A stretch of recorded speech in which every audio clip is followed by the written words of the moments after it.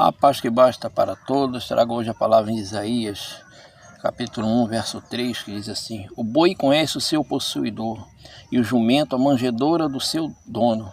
Mas Israel não tem conhecimento, o meu povo não entende. Aqui Israel, Deus refere-se a todas as 12 tribos, inclusive Judá.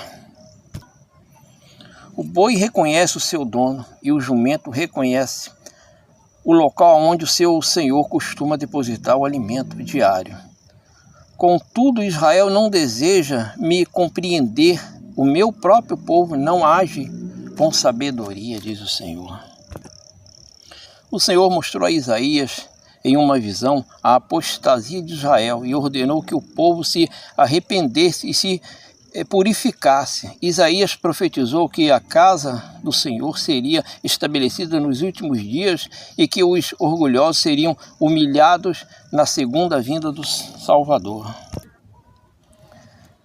A visão do boi. É impossível surpreender um boi com uma visão panorâmica de quase 360 graus. É provável que ele já te viu antes mesmo de você se aproximar. Assim como o boi, precisamos ter excelente visão espiritual para não entrarmos em terreno de ilusão, em campo minado pelo diabo. Israel conhecia Deus, mas não se envolvia com Deus, não queria comunhão com Deus, mas queria só os benefícios de Deus. O boi reconhece o seu dono, significa que o animal sabe os seus limites, sabe do que o seu dono é capaz, teme, obedece e faz aquilo que o seu possuidor quer que ele faça. O jumento não vai buscar comida em outros lugares, em outras manjedouras, a não ser a que o seu dono determinou a ele comer. Mas Israel, mesmo vendo e vivendo no meio de tantos milagres, tantos testemunhos tremendos do poder de Deus, buscava deuses pagãos, se envolvia em magia, se prostituía, buscava alimentos, palavras, ensinamentos que não vinham de Deus.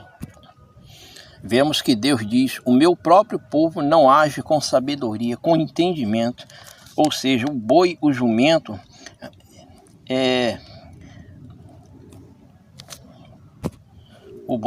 raciocina melhor, tem mais sabedoria e não precisa de salvação de suas almas por ser irracional.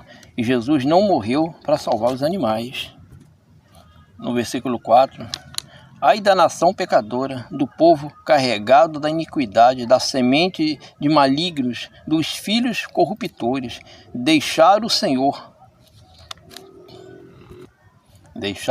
blasfemaram do Santo de Israel, voltaram para trás. Esta expressão, como um título de Deus, ocorre 26 vezes em Isaías, além de mais 5 vezes em que ele é chamado apenas o Santo. O profeta, ao usar esse nome de Deus, certamente originado em parte da sublime visão que Isaías teve de Deus na sua santidade,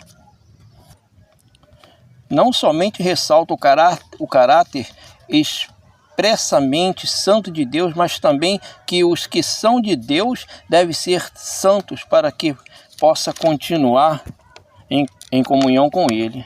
Jeremias 8:4 adiante diz assim: a apostasia do povo de Deus, o castigo é inevitável. Diz-lhes mais: assim diz o Senhor, cairão os homens e não se tornarão a levantar? Deus está perguntando. Desviar-se-ão e não voltarão? Por que, pois, se desvia este povo de Jerusalém com uma apostasia contínua? Retém um engano e não quer voltar. Eu escutei e ouvi, não falam o que é reto. Ninguém há que se arrependa da sua maldade, dizendo: que fiz eu? Cada um se desvia na sua carreira, como um cavalo que arremete com ímpeto na batalha. Até a cegonha no céu conhece os seus tempos determinados, e a rola e o grol e a andorinha observa o tempo da sua arribação, mas o meu povo não conhece o juízo do Senhor. Jeremias refere-se à desolação iminente de Judá e Jerusalém, como se já tivesse ocorrido Sua ruína era fruto da rebelião obstinada e do pecado do povo. A visão da desolação causou grande tristeza a Jeremias, mas enquanto Jeremias profetizava o julgamento, falsos profetas estavam profetizando a paz.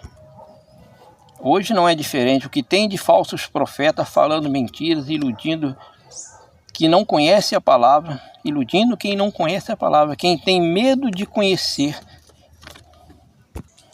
Muitos têm medo de conhecer, porque sabem que vão ter que mudar os seus caminhos. Então, tapa os ouvidos, fecha os olhos e vão seguindo. Porque já se acostumaram com a prática do pecado. Não é brincadeira.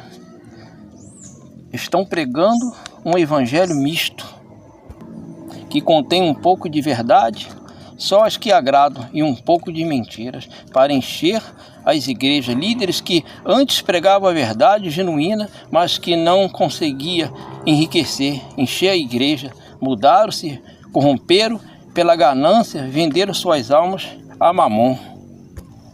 Vemos que as aves do céu, os animais do campo, conhecem o tempo de descer, o tempo de voltar, buscar seu lar, seu porto seguro, refúgio, mas o povo de Deus não entende, não o conhece.